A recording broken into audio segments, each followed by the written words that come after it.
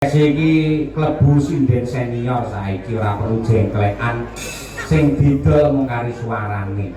Oh iya, Hati-hati awake dhewe wayangan klasik iki nek kiwatu nek opo iki bangsa kene. Iki jane opo iki apa pancen pelawak akeh ira bare. Ayo Sinoman.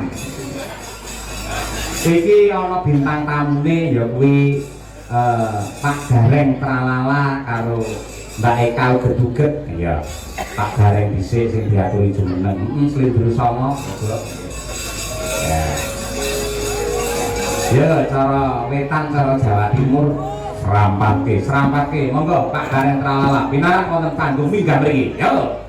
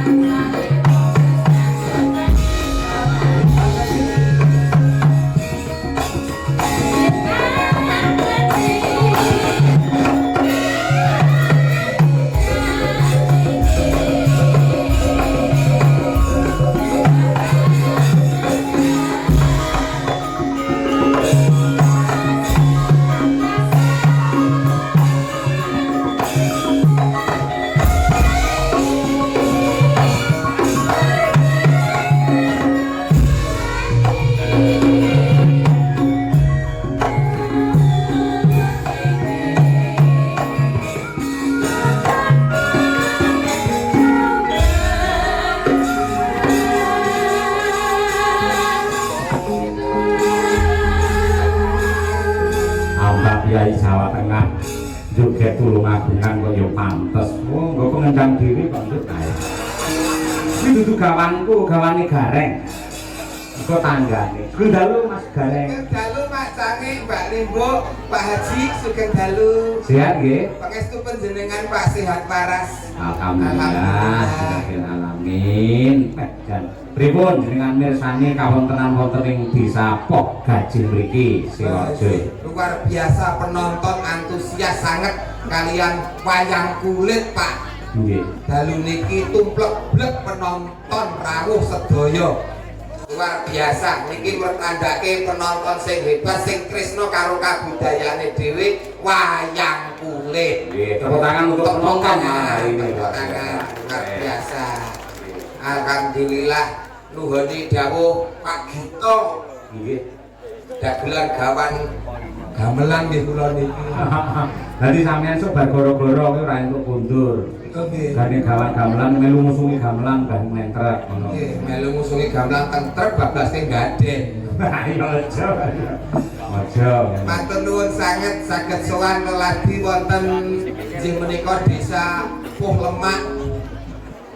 Kene iki kok gaji. Ayo gaji iki lemak iki tepak. Oh iya. Poh Gaji, Kecamatan Selorejo, Kabupatenipun Derek Blitar. Leres. Dalu niki tata cara bersih desa.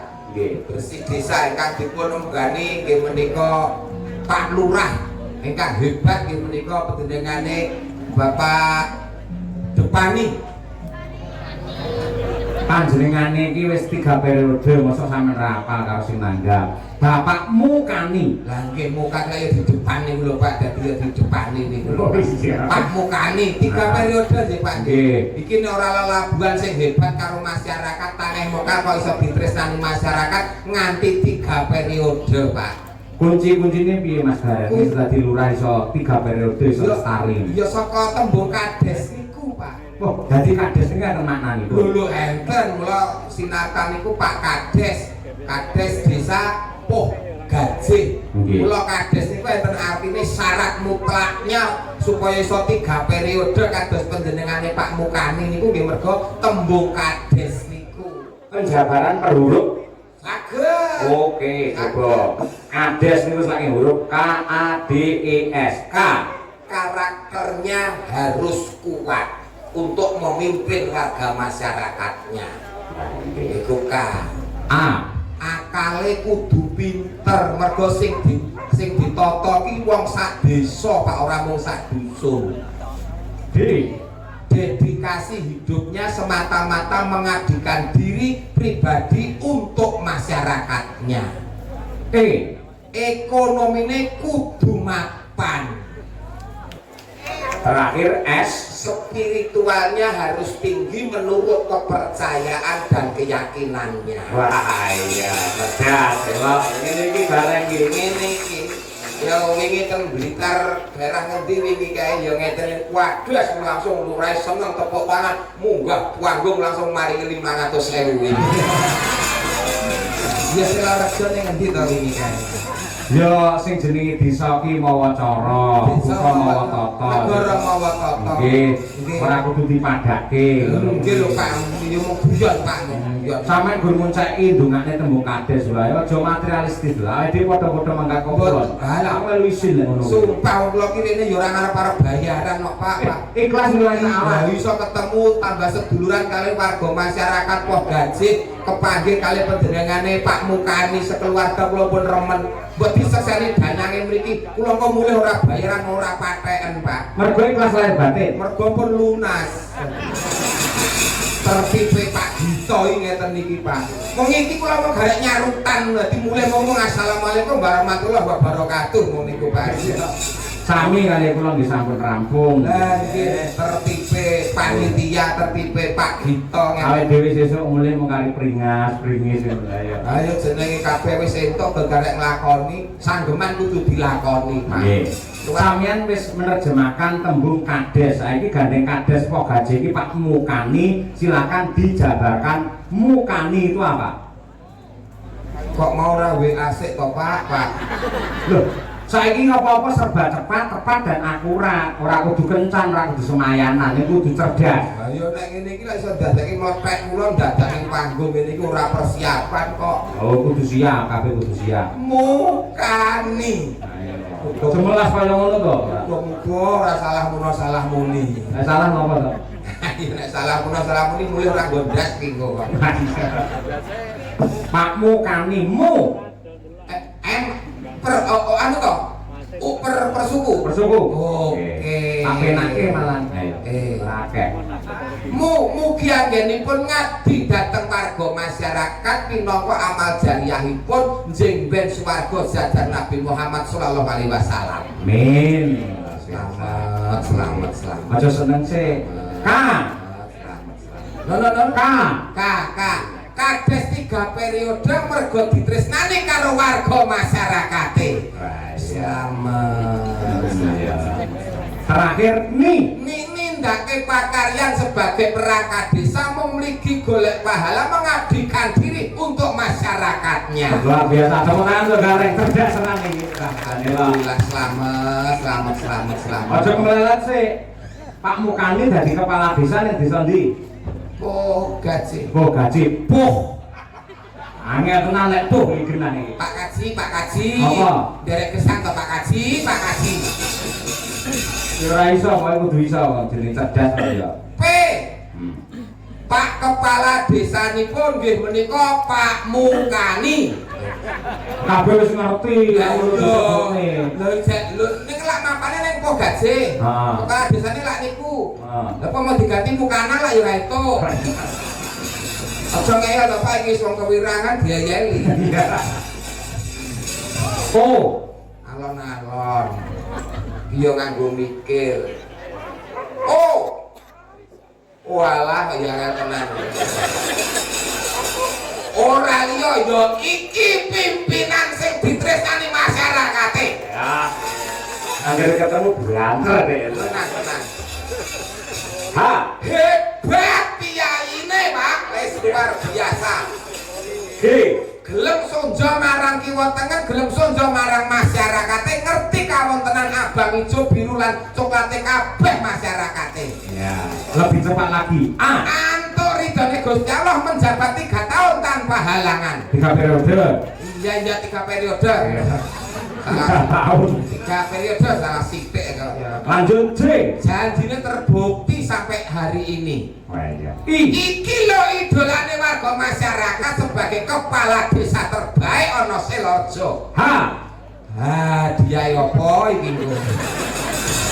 Harapannya semoga warga masyarakat tetap guyup, tetap rukun, bersatu, semakin sukses, makmur, sejahtera. gareng iso joget mergo ditabuhi karo sing jenenge pengrawit pe. Pegel boyoke mergo nyambut gawene teko esuk. Ora tau sambat mergo iki ngrembakake budayane dhewe. Weh. Apa kok mlebu pisan lho. Witekno wong ya iki pakaryane. Wis pokoke gathuk dadi dhuwit ngono wae. Ana pengrawit yang nek sinden ya kurang sedap. Sinden, Sinden bar diisi terus senden ngorok ngentuk ngeces wis. Ya aja diapur ngono kuwi ora rek. Wis sinden. Niku sigap dalam menyanyikan tembang-tembang ataupun lagu atas instruksi Pak Dalang. Ah iya. Den nggih menika saka D E karo N. lho kabeh ngerti huruf DN. Penjabarane den iki apa?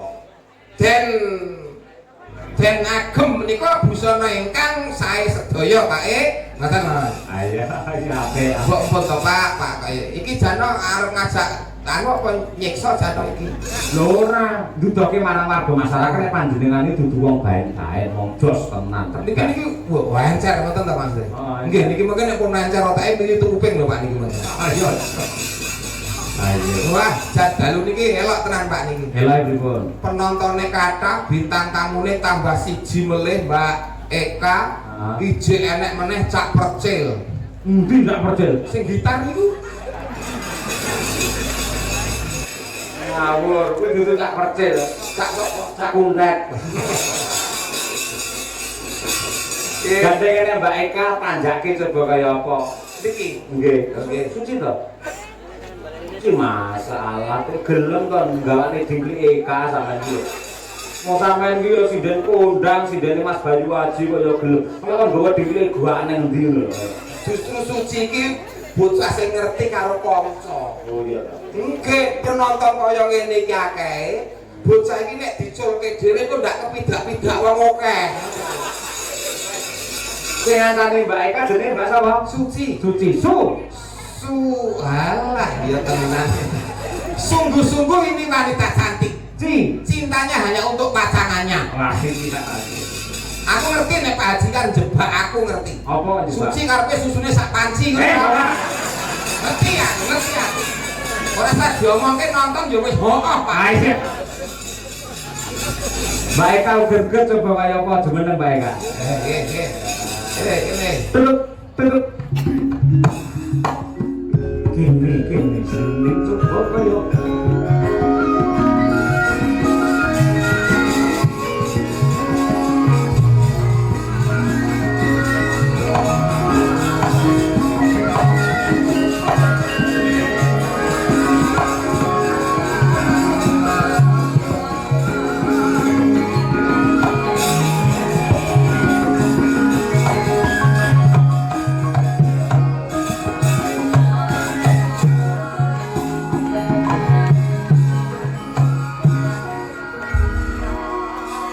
Piye kaya ngene nganti ora dikawal ora ya. Bahaya. Bahaya piye? Sing ngenten iki. Kok penonton semene oke, ngantek ucul dhewe goleki kangelan lho semene iki. Mongko wong iki umume ya yen saya tambah umur lek saya dhuwur. Nggih. Iku malah saya melebar iki lho iki. Ya piye ta, Nduk? Umume iki tambah umur iki tambah medhot dhuwur. Medhotnya tuh ke atas bukan ke samping. Iki aku jenenge ngono ayem tengker. Oh. Dadi gemali karo digawe. Tandane makmur. Cuma seripat. Gemari Pak, Pak, seripat Pak. Gemari kalau jinawir timur tandake ayem matiku. Kok to berarti gawe susah gak mare gering kaya iki lak tengkleng. Napa? Iki. Gareng. Pakcikku iki. Abet semono semene awake njur belu. Tok apa nek omah diseneni bojone ya njur tanggapan terus iki. Nek tanggapan kita bahagia ngono. Kita ora tau nonton wayang Pak iki, Pak. Napa? Lho nek gareng iki ditinggal ya kudune kuru. Kok nek kamu ndak dadi glondor. Wah iya. Dadi bagong. Gareng obesitas ngono iso. Yo pancen pasing ngeten Pak nggih. Nggih. Ngono. Cara wayang tak pangane bodine ya ngono. Aku nemu sithik awakku tak siksa ben kuru kok. Cara nyiksa piye? Hah? Cara nyiksa. Pikir grantes pokoke. Iya. Piye Mbak Eka? Piye? Nggih, alhamdulillah disyukuri anek awak yo ngene. Kok tak planning kok. Aku jenengku Uget-uget. Besok tak saya bedheke dadi ben saya muda grite dadi mrung apa piye. Ya aja loro-loro. Apa piye. Aja loro-loro. Lah gitu. Sampeyan wis laris, kondang, gitu, viral. Amin. Nek nganti saiki nun sewu ora tau krungu kabar sampeyan pacaran iki piye to, Sen? Pripun to? Mbok menawi nggih dereng temu jodone. Sing digoleki sing kaya apa? Lha kula mboten golek nek wanita kan kudune dihampiri to, Pak Yono. Tapi nun sewu Pak setidaknya kan duwe kriteria ngoten lho. Oh, kriteria. Nek kriteria itu kan pasti ada. Lah, apa Nek pengen- wong ketemu jodone mosok ya arep tak oyah kaya ngopo to, Pak De? Kok nek kriteriane Oh, ada, pasti ada. Aku yo duwe pengalaman. Ayo, dadi total. bapak duwe pacar pengen duwe duwe pacar. duwe jodoh kriteriane apa pengrawit apa Dalang. tukang son apa dalang apa dagelan. Anu bojoku sok pengen dadi kiper aku sok. Kok dadi kiper. Lho, kiper iki. Oh bojone kiper pengen. Oh, penjaga gawang. Terus kowe bali. Kok iso balik? Kiper ana artine. Oh enak artine. Kiper kan menjaga gawang. Kah. Aja boleh kanca kowe. Wah, aku disiksa masa ora jamaah. Iki nyesane kudu Biasanya wong jamaah. sing jaga gawang tegese iso njaga atiku ben ora ngelarani atiku, ben ora kemasukan bali wong Oh, liya kiper juga. iki tegese iso jaga. Iya. Jaga atine pasangan, jaga keutuhane rumah tangga. Gini Kaya ya, panjenengane Pak Haji. Pak Haji, Cahaya pun tadi Gini. sekalian ibu aja sugesti. Pak Haji itu bener luar biasa, dadi panutan kok lho, inspirasi kok. Nggih. Panjenengan iki iso menjaga hati seorang istri, iso menjaga keutuhan rumah tangga. Urung nate aku krungu kabar Pak Haji Cahyo pun tadi kok tumindak elek urung tahu apa meneh kok Belas, tumindak urung tahu selingkuh ngerti. seneng karo sinden ki urung tahu krungu aku. Pripun Bu? Pripun? Iya. Jadi ya protes iki Marian. Dadak ngomong Kula ki iki tenan barang. serang. Gareng. No. Sopo sing ngomong? Kula Bu, Salah. kula dereng tau ngerti saestu lho Bu. Pripun masalahnya? Pripun niku maksudnya pripun? Rapi ngak lho iki, Pak. Mas, mboten lho niki sketsa, maksudnya primpen sing jaga ati ngoten lho Pak. Mboten. Karepe niku ya kayak teringat masa-masa lalu. Sing jenenge wong omah-omah, wong bertujuan, jangan menengok masa lalu, namun kita tatap masa depan yang indah dan merekah. Lah ngono. Tobat ki lek bar munggah kaji Pak Gareng. Nggih, nggih. Tobat ki lek bar munggah kaji. Sadurunge kaji lo jual-juale karo sinden. SMS-an ngono konangan ping 5 lho, Pak. Iki mek tak sunati meneh lho. Nek kula mboten percaya Bu. Pripun? Nek kok ngantek konangan ping 5 niku mboten percaya. Sebabe Soale Pak Haji cerita teng kula niku malah ping 7 Bu. malah diurare. Karo kancaku barangnya 8,5. Setengah kowe kuwi ya. Oh, nah. Setengah. Nah, jenengan kali kula wah ya cocok. Wah, tenan. Kaya tak kaji nyantuin tremos. Kowe ku anak-anak semene iki lho, Nduk. Iya. Semene. Masa anake Pak Cahyo pun tadi semono. Lah Mboke semono Kak ya. Kuwi nek ngedusi piye? Ados ngono lho Kak ya. Bocah kok ditepangi ora penak blas. Wis aja kuwatir Kak, sing jenenge jodoh, rezeki, Lah niku anugrahan kabeh iki wis ditata karo sing gawe urip. Waton sampeyan gelem mulyake wong tuamu, ya to. Wis to uripmu bakal dimulyake karo Gusti Allah. Amin, pangestunipun Pak Haji. Nggih. Wis to jodoh sing apik, genah. Amin, Jodoh amin. musuh genah menungso Kak, tenan. Nggih to apa ya menungso urus sapi. Iya. Wis uget-uget bojone sapi terus anak belung terus piye. Sik to, sampean kok iso jenenge kauget-uget iki sampean iki saka kabupaten endi? Patah mengatakan tidak kenal maka tidak sayang. Nah, Uget-uget kan mergo saka nggih kula cendhek niku dari cilik uget-uget. Ah. Nek gede kan tung kula lan sak penanggelan niku. Ah, iya. Uget-uget kuwi ya nek artine apa? sinden ora bakal mati selawase. Kok iso? Lah uget-uget apa rasa najo mati tetep uget-uget.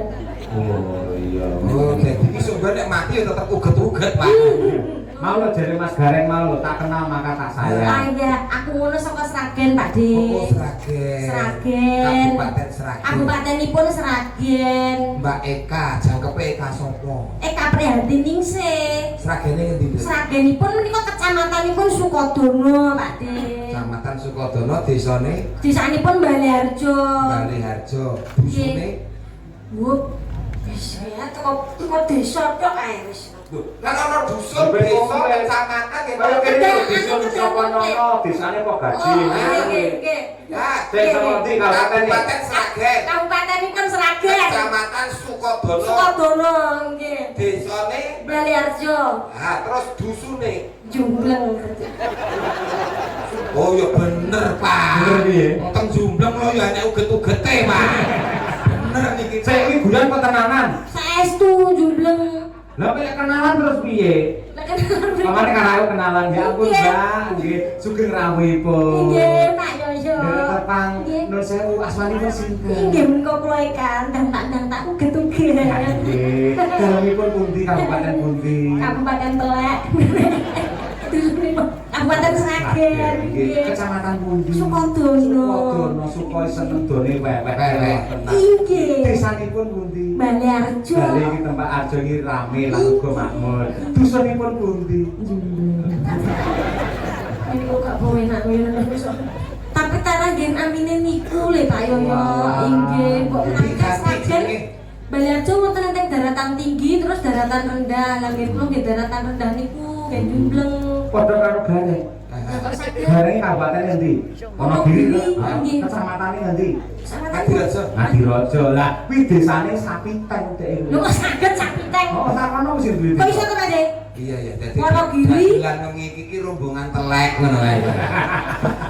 Ya aja Lho, kelara-lara. tapi telek iki migunani lho Pak. Nah, telek. Kanggone para petani, Apa kuwi? misal ora ana nggo pupuk sing anorganik iso nggo pupuk kandang, Oh. telek iso digunakake nggo pupuk iso nuburke tanaman. Iya iya, percaya. Terus telek kuwi diwedeni sapa wae. Telek kok diutin. Iya, mbok pangkate dhuwure kaya ngopo? Heeh. Arep Pak Camat, Iya. Pak Kadus misal Iya. arep nyidek telek mesti sikile pincang kok langsung lho.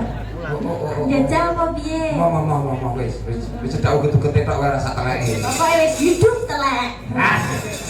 Aku bangga. Iya, nggih. Terus kok kaya apa nembang Mbak Eka? Kembang napa Biong? Pun kula nderek kali panjenengan mumpung menika dipun live streaming kalian Liputan 9 NU TV kalian channel GMTV. Ya. Ah, nggih dua Oh, channel. kalian lihat TikTok Dar Oh, karo ngelek dar. Darminto Darsono. Saya lek. Lek dar ya melu streaming. Nggih. TikTok apa YouTube? Cek. Oh, bener. Subscribe wis 3 no deh. Peningkatan dhewe loro saiki 3. Lah iya. Baripun apa Pak? Gadeng Mbak Eka lah saka Sragen. Iya. Saka Sragen lah. Oh, Ciri iya. khas jenengan. Derek wonten pamundutan Lah menika. niki pamundut anu kalian Mbak Supron niku apa dawet? Oh, aku dawet. Apa nduk apa Mbak? Aku me wonten dawete sing mboten enten. Lah iya. Nggih. Loh, ora apamu wis mbok daweti. Apa? Urung tak daweti. Oh, urung mbok daweti. Urung. Wis ya wis kene wis di ngapeti. Iya, iya. Aku dipun caosi kagem keluarga ageng Poh Gajih. Nyuwun apa nggih slendro nggih. Slendro apa? Wonten guguk asmara, wonten podang kuning. Nah, sanes-sanes kata. Podang kuning nggih. Nggih. Iwak gereh dicampur sego uceng. Cakep. Keluarga ageng Poh Gajih dalung menika tirakatan bareng-bareng. Cakep. Oke. Sego gereh dicampur tahu. Cakep. Keluarga ageng Poh Gajih tansah slamet lan rahayu. Amin. Amin. Dan kuning Dipun dawani. nggih. Nyuwun tintinganipun Mas. Wah.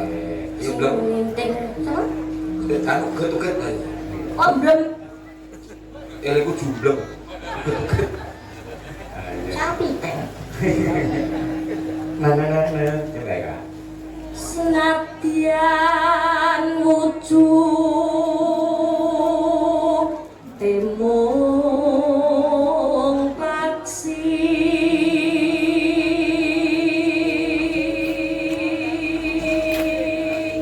Suarane jos.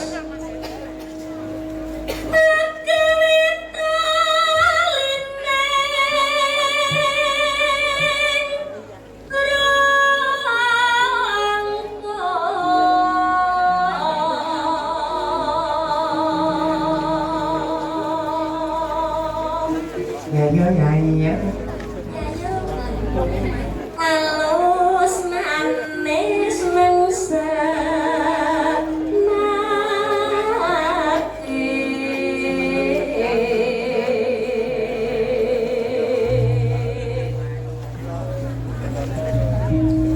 Wasulinggan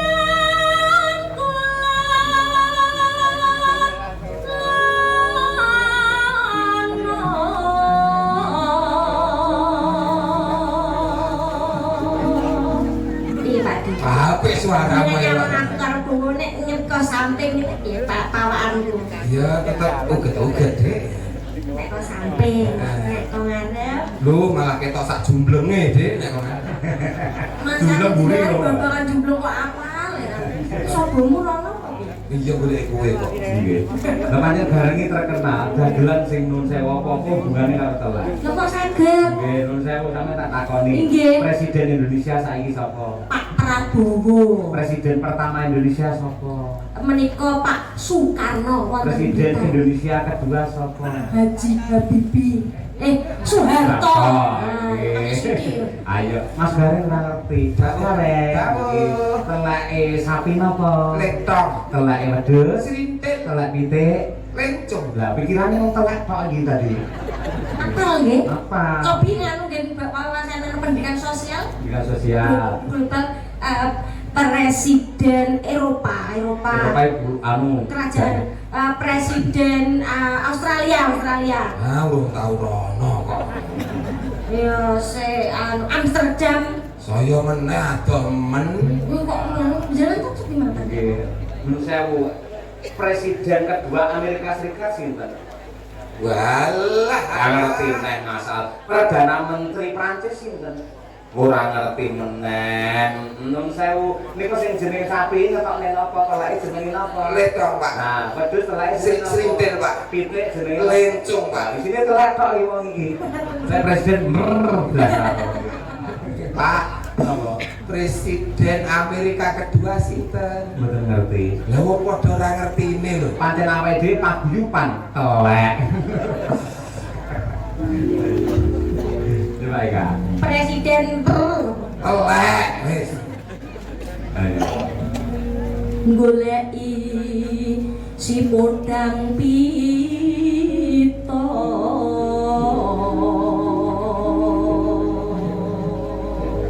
Ya. ibunya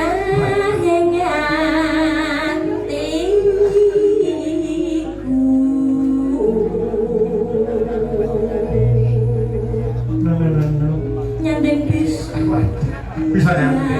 hati tombo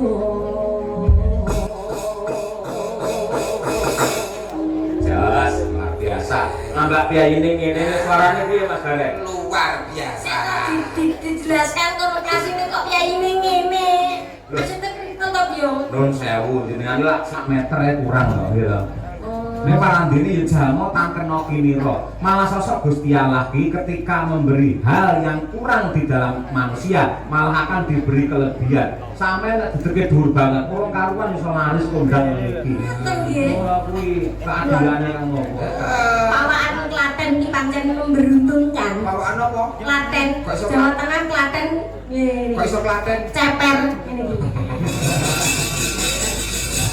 Ayo. Omane numpak pesawat malah ringkes.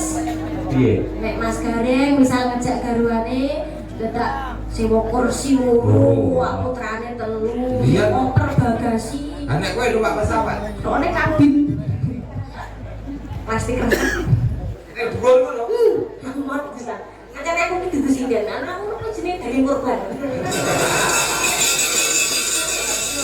Aja kelara-lara. Aja ngono ta, Nduk. Wong ya kuwi ngendikane Pak iki bener di mana kekuranganku tapi Pasti ada kekurangan yang lain. kelebihan. Biar. Iya, ayo. Maksudnya kan nek kalian min kan di kelas.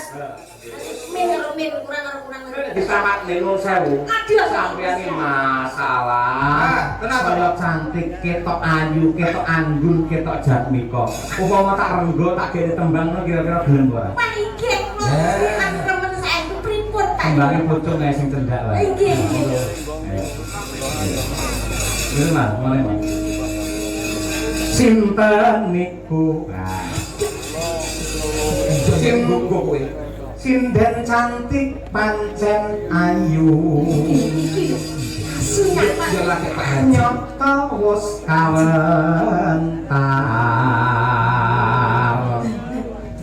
Rasa saklir widodari. Ada Pak yo.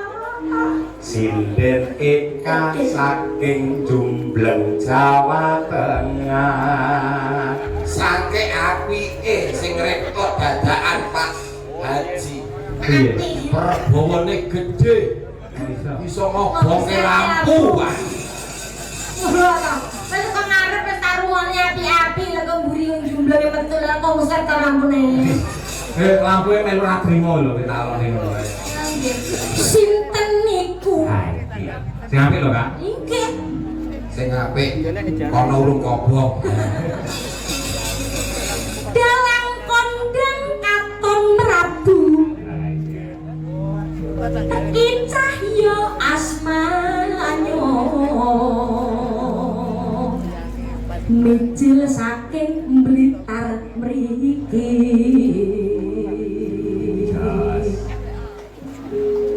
Bapak Cahyo dasar bagus ning kok Iki Pak Haji lho.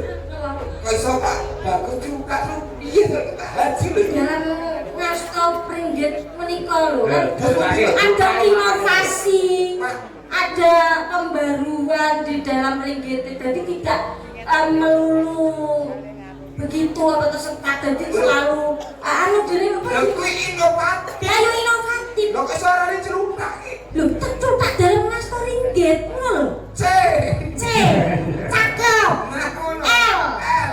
lucu, Lah. unik, T.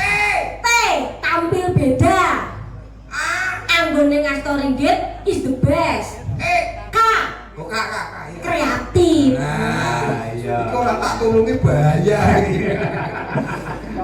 Nek kurang marem kurang komplit gandenge lak wong telu. Mau telu. Lah kan yo kira tembangnya. Oh iya. Sing apik, Nduk. Sing apik. Oke Pak.